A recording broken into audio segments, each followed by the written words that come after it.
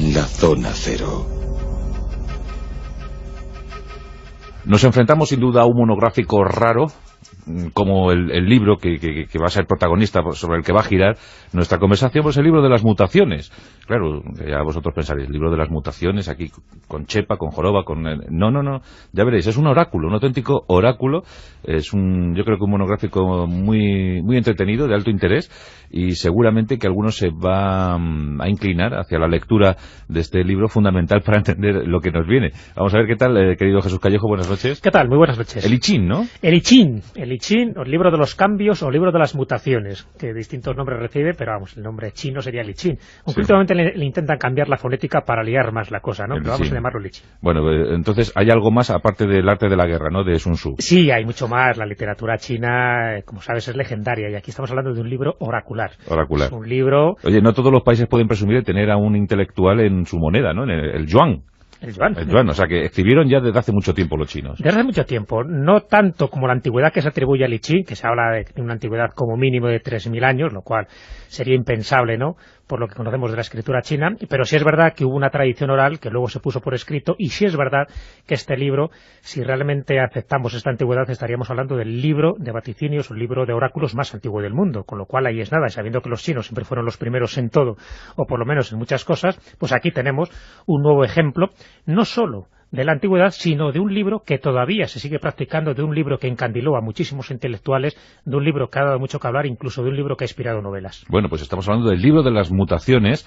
Querido Carlos Canales, buenas noches. Hola, buenas noches. Se escribió hace 3.000 años, justo cuando el rey Salomón estaba en amores con Bilquis, la reina de Saba. Sí, lo que pasa es que, como bien ha dicho Jesús, no se escribió en esa época. Ah.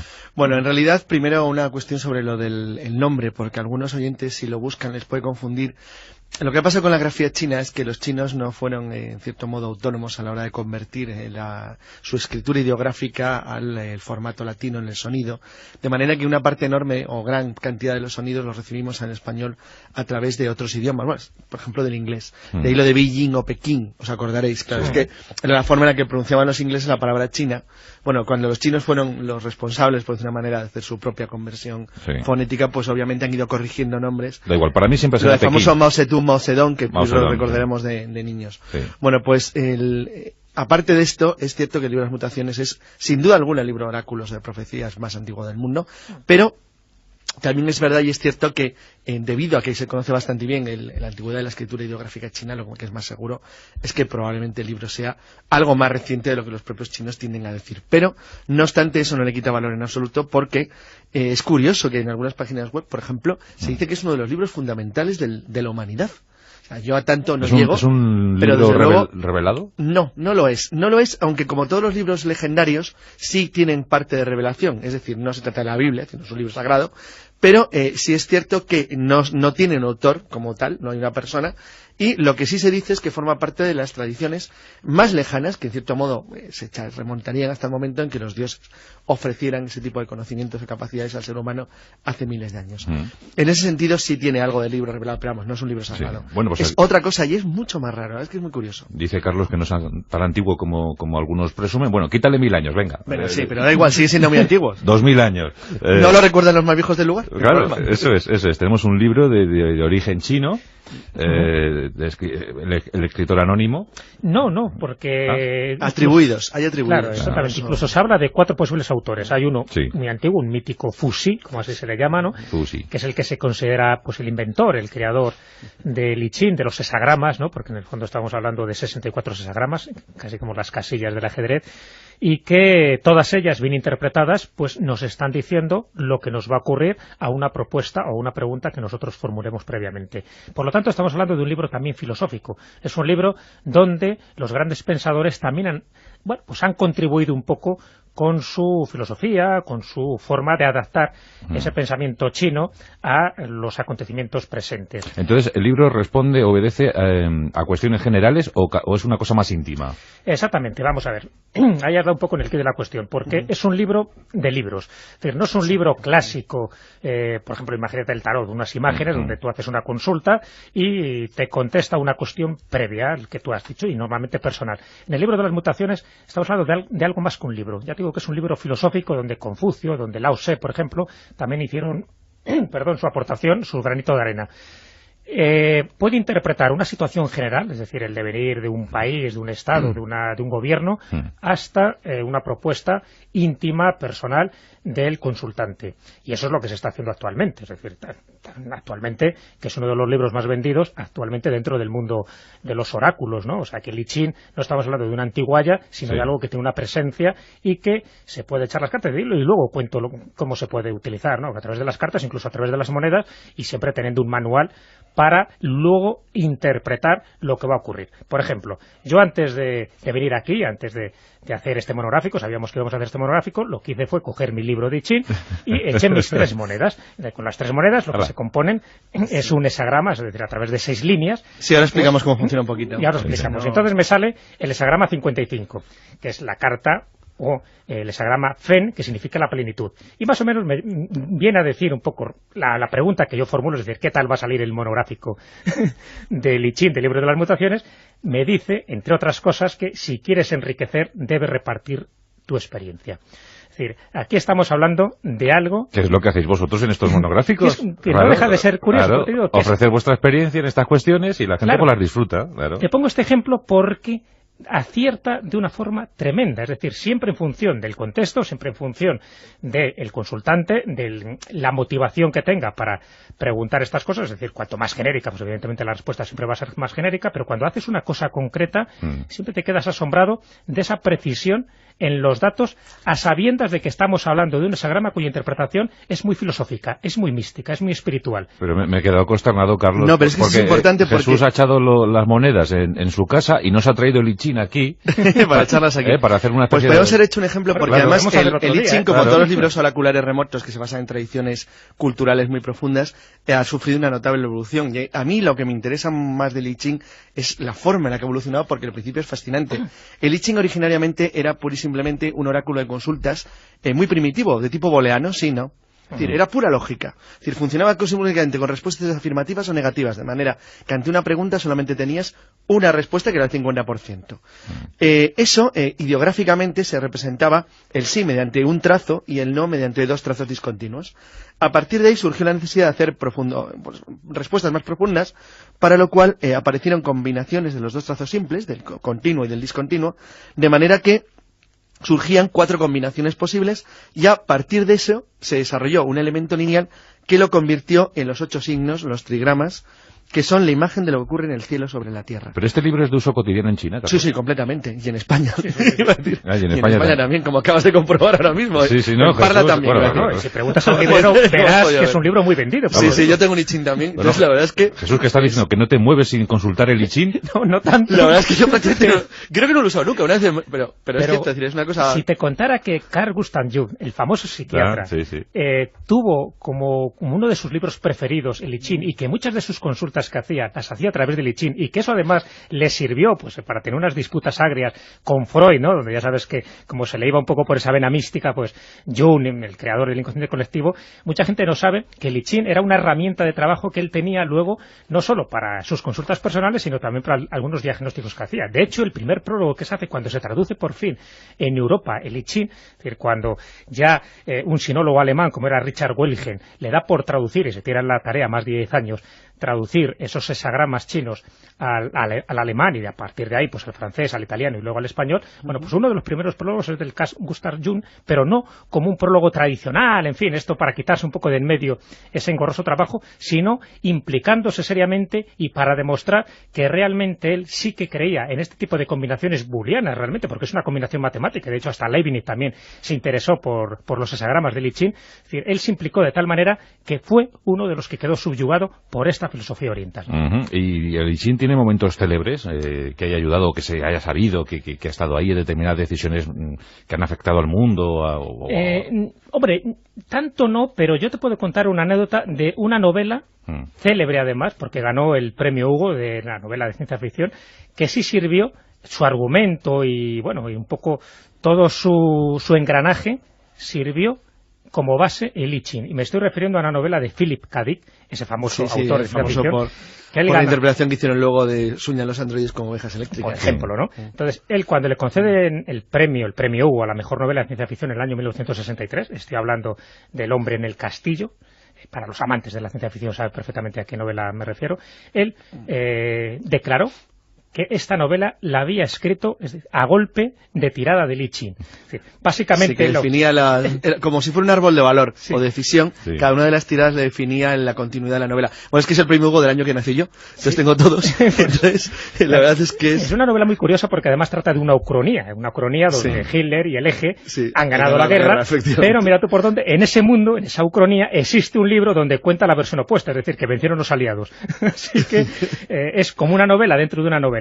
Bueno, pues los grandes profetas de la contracultura, por ejemplo, Jacques Kerouac, Burroughs, mucha gente, tuvieron este libro, el libro de las mutaciones, como un libro talismánico, ¿no?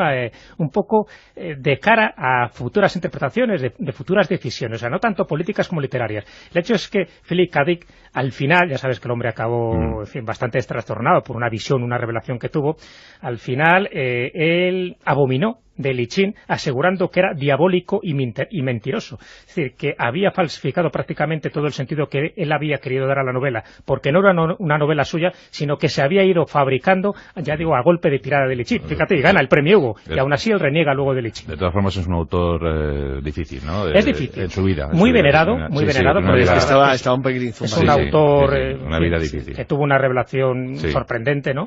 Pero tuvo una vida difícil. Le echó la culpa a Li Qin como le podía haber echado la culpa al Parchís. Sí, de hecho tuvo muchos problemas con las aptaminas, con drogas, estuvo internado en psiquiátricos, tuvo varios intentos de suicidio, tuvo varias mujeres también que acabaron como Rosario de la Aurora, es decir, tuvo una vida difícil, pero dentro de los personajes también de esa contracultura es uno de los autores más venerados. De hecho, su exégesis, es decir, ese diario íntimo que él redactó, fruto de las relaciones que tuvo con Wallis, que era esta especie de entidad extraterrestre que le daba los mensajes, todavía no han sido traducidos a España. Ni se atreven. Ni se atreven, porque es que ese diario son bastantes tomos de su psicodelia, pero de una psicodelia que luego dio fruto a ciertas novelas, y esas novelas han dado fruto a algunas películas. O sea que, bueno, estamos hablando de un personaje clave, polémico. En el caso de la película es mucho mejor que la novela. Sí, muchísimo mejor. En ese caso sí. Bueno, pues iba a decir que, para continuar, que las características de cada uno de los signos, lo que tenían era pues una especie de diferencia que los hace separados del resto, de manera que digamos que se podían agrupar en 4 sectores, que sean nombre, cualidad, imagen y familia. Entonces, pues no sé, por ejemplo, el Chen sería lo creativo dentro del nombre, la cualidad sería la fuerza,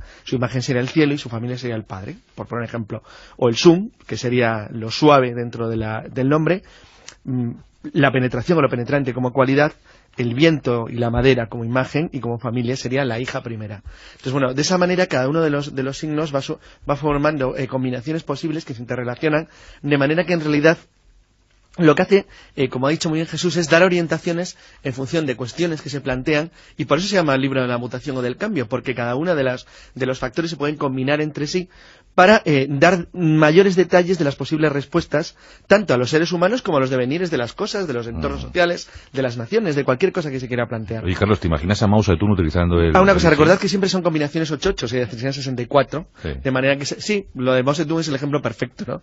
Bueno, los comunistas chinos, por lo menos durante los años 30 y 40, fueron respetuosos con la tradición, pero hasta cierto punto. Es decir, eran revolucionarios, modernos, tenían al fin y al cabo una doctrina de carácter y corte occidental, al fin y al cabo eran marxistas, pero por otro lado, según fue avanzando la revolución, sí que es cierto, y sobre todo, nunca se consiguieron acabar del todo con las tradiciones chinas, pero lo que sí que es cierto es que las que están muy profundas dentro del alma popular siempre las respetaron y no tocaron porque no tiene ningún sentido intentarlo, que era una pérdida de tiempo. El I Ching obviamente sigue siendo tan importante en China actualmente como lo ha sido hace cientos de años. Pero nunca fue prohibido, ¿no? No, como tal, nunca. Ni siquiera durante los periodos de la Revolución Cultural, cuando hubo un verdadero intento de reformar de alguna manera la vida china. Bueno, este tipo de cuestiones corresponden más a las costumbres íntimas que otra cosa. Ten en cuenta que el peligro para China siempre ha sido y sigue siéndolo, desgraciadamente, un país muy intolerante con las creencias religiosas que ellos perciben como amenaza. Es decir, con lo que ellos perciben que puede amenazar el orden establecido, por eso la persecución, por ejemplo, a la secta Falun Gong o algún tipo de estas cosas. Sin embargo, en lo que es la tradición legendaria, mítica suya, en tanto que no afectara al orden estructurado político, pues no tenía ningún sentido perseguirla como... Hombre, hay una anécdota muy significativa a este respecto para que veas lo respetado que ha sido el libro Li Qin en todas las épocas, ¿no? Y estamos hablando de de un libro milenario. De ahí a que Mao Zedong usara en larga marcha, no lo sé. No lo sé, pero no me extrañaría. O la hambruna del 58-61, donde No murieron 40 millones de chinos por su mano. Joder. Pues, o sea, es que se dice pronto, ¿eh? Se dice pronto. O sea, cuando hablamos de Stalin, que es efectivamente el mayor criminal de la historia, pero es que Mao Zedong, hay que ponerlo. Lo suyo y además. Sí, son finos, sí. Hay que ponerlo ahí también. Bueno, es que cualquier gobernante chino, porque China tiene una historia hace muy pocos años. Bueno, sigue siendo una vida dura. Vivir en China es muy duro. O sea, en 4 o 5 sitios. Pero es que, de verdad, que la historia china ha sido tremenda. Bueno, la anécdota que quería contar es porque, bueno, en China, como ha ocurrido también en otros lugares, de vez en cuando surge algún emperador que quiere reescribir la historia y, bueno, pues incinera todos los libros anteriores a su periodo porque quiere que la historia empiece desde cero. Sí. Algo totalmente inútil porque eso genera también historia. Bueno, pues en el año 213 a.C., el emperador que había por entonces, que era ni más ni menos que el que mandó construir la Gran Muralla, pues hizo una gran quema de libros, es decir, era megalómano. Alguna vez le hemos dedicado un monográfico, y este hombre decide, y además está comprobado históricamente, destruir todos los libros menos 3 de 3 temáticas: los de medicina, los de agricultura y los oraculares, y por lo tanto el I Ching.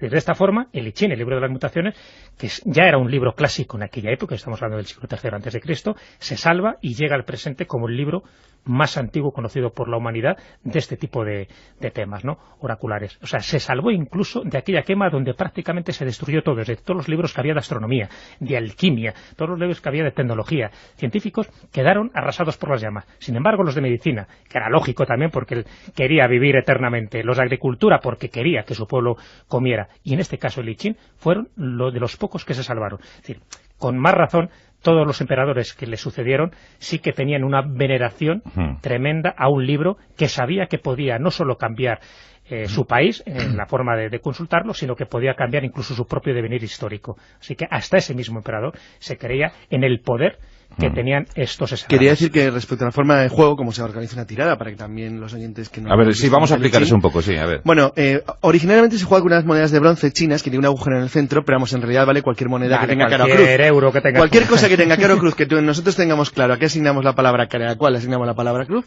nos vale. Entonces, a partir de ahí, bueno, lo primero que se hace es, bueno, pues tirar, se hace una tirada.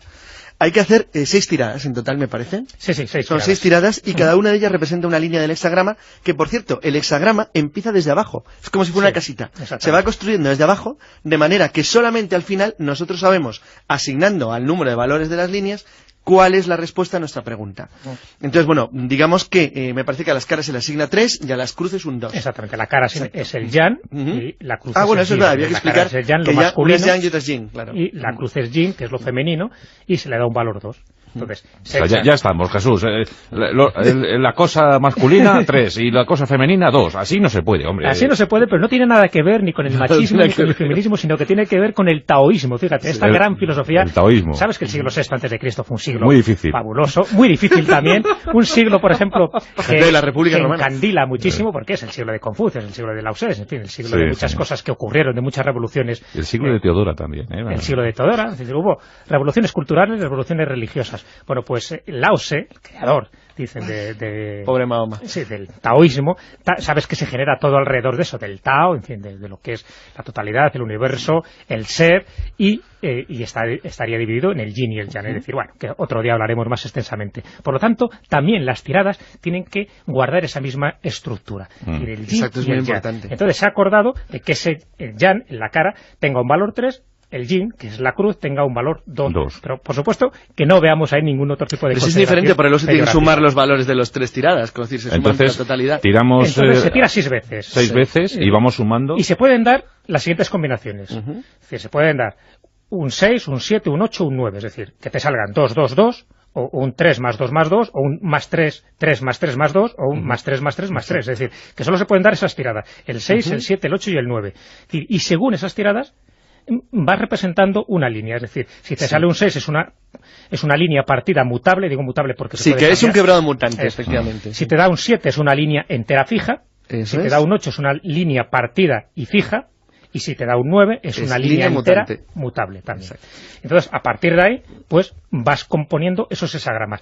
Una vez que tengas el hexagrama, vas directamente a tu libro oracular, al I Ching, para saber, por el caso que os puse antes, el ejemplo, yo me fui con el hexagrama que me salió, me correspondía a la figura 55, que corresponde a la letra Fe, y por lo tanto corresponde a la palabra plenitud, y la plenitud es lo que me dio esa frase que os acabo de comentar, que venía como anillo al dedo de compartir los conocimientos. De compartir los conocimientos para enriquecer a los demás.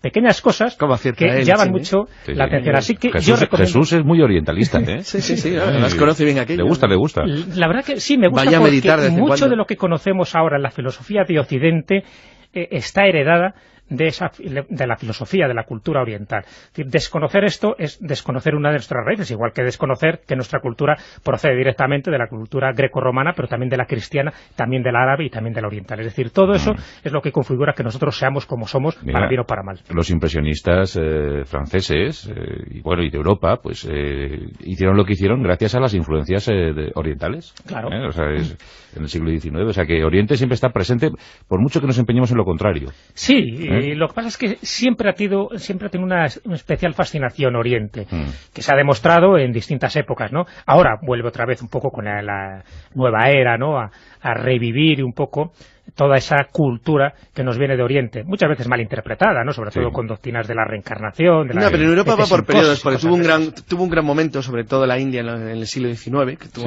una gran fama. Luego China tuvo su pequeño periodo a finales del XIX, pero en realidad la gran entrada de la filosofía china en Occidente es ya del siglo XX muy avanzado. Es cuando de verdad se la empieza a tener en cuenta. Porque así como la India es verdad, la India tuvo una enorme influencia en los siglos XIX y XX en ciertas corrientes, por ejemplo la teosofía, importante. Sin embargo, China es verdad que es más reciente. Es mucho más reciente. Viene a través la gran entrada es a través de la contracultura de los años 60, que es cuando se descubre de verdad, a nivel popular. No digo entre las élites europeas, que eso siempre lo consideraron como tal. Pero la verdad es que el I Ching, tiene la prueba de lo de Jesús. Un ejemplo original que puede aplicar cualquiera. Creo que muchos amigos han tomado excelente nota de lo que han oído aquí y pronto van a acudir a su I Ching para consultar si hacen de mutaciones. Exacto, a ver cómo hacen la paella ese día. Yo creo que merece la pena, es verdad, se puede tomar un poco también a No, pero lo puedes hacer a broma, pero que la gente lo tome a broma, es decir, aplicarlo cotidiano. Exactamente, claro. Que no nos crea. Como Coca-Cola o Pepsi, lo utilizas con el I Ching. Porque yo también empecé así, cuando empezaba con muchas cosas, y al final te quedas sorprendido con las respuestas que te da a ciertas preguntas, normalmente personales. Fíjate, y además, pues si alguien no está convencido del I Ching, voy a citar una frase... Iba a decir que tiene el toque ese filosófico chino, que tú vas a decir, ¿qué hago? ¿Coca-Cola o Pepsi-Cola? ¿Qué tomo? Entonces te responde, sé agua, amigo, tal. Bueno, una cosa es así. Bueno, nos sirve, por supuesto, para adivinar el número de la lotería. Así de ese estilo, pero bueno. No sirve para eso. Pues alguien no está animado... Pero es esto lo que busca, yo creo que es un toque de inspiración, ¿no? Un toque de inspiración. Mira, Confucio, ya sabemos que era Confucio, este gran filósofo del siglo VI antes de Cristo, ¿no? Sí. También tenía una especial veneración al I Ching, y a él se le atribuye una frase que yo creo que es muy significativa y que sirve un poco para animar a esos timoratos que todavía crean que el I Ching puede ser una pantomima. Confucio, el gran Confucio, decía hace tiempo, si tuviera yo algunos años más de vida, los dedicaría al estudio del I Ching, y podría así escapar de muchos y enormes errores que he tenido. Es decir, si esto lo decía Confucio, que era un gran hombre, que era un Mahama, un alma grande, ¿qué podemos decir nosotros? Bueno, ahí tenemos un libro oracular. Sí se sabe el motivo. El motivo es, como hay unos estudios muy curiosos, por ejemplo, que la gente que lee horóscopos, de estos que todo el mundo sabe están inventados, si tú los cumplieras a rajatabla lo que dice tu horóscopo, tendrías una vida muy segura y probablemente con muchas posibilidades de que te fuera bien. Porque lo que hacen normalmente es dar consejos sensatos. Y dar ánimos. Entonces, claro, te dan ánimos y consejos sensatos. Bueno, el I Ching hace algo parecido. Entonces, como prácticamente, sea cual sea la solución, siempre te da una respuesta sensata o interesante, la consulta es interesante, y útil, porque siempre te va a dar una manera de actuar, si verás quieres seguir lo que te dice y confiar en ello, pues bastante sensata dentro de lo razonable y de lo lógico. Y eso siempre está bien, y además lo de que eleva los ánimos es verdad, siempre te dice una cosa muy bonita. Bueno, pues hoy hemos aprendido muchas cosas sobre Oriente, sobre este libro de uso cotidiano, uso habitual por parte de millones de chinos y no tan chinos, sino que ya en todo el mundo es un bestseller, el I Ching, el libro de las mutaciones. Fantástico, Jesús Callejo, pues venga, pues para ti, toma estas piastras, que con esto creo que las tiradas son mucho mejores. Sí, también me sirve. También te sirve. Sí, además las piastras me tenga cara o cruz. Bueno, mientras tú puedes asignar cada cruz, te vale una chapa. Eso es. Vale, Las que más son tan roñosas que no se ven la cara ni la cruz. Por desgracia, hay indios que no han visto una piastra en su vida. En su vida, es verdad. Saben que son redondas y nada más. Y para ti, Carlos, pues toma, a ti te voy a dar un dracma, ¿eh? Hombre, qué Es bonito. un antiguo dracma. Sí, sí, qué bonito. Pero tú sabes... Qué bien mordido, mira.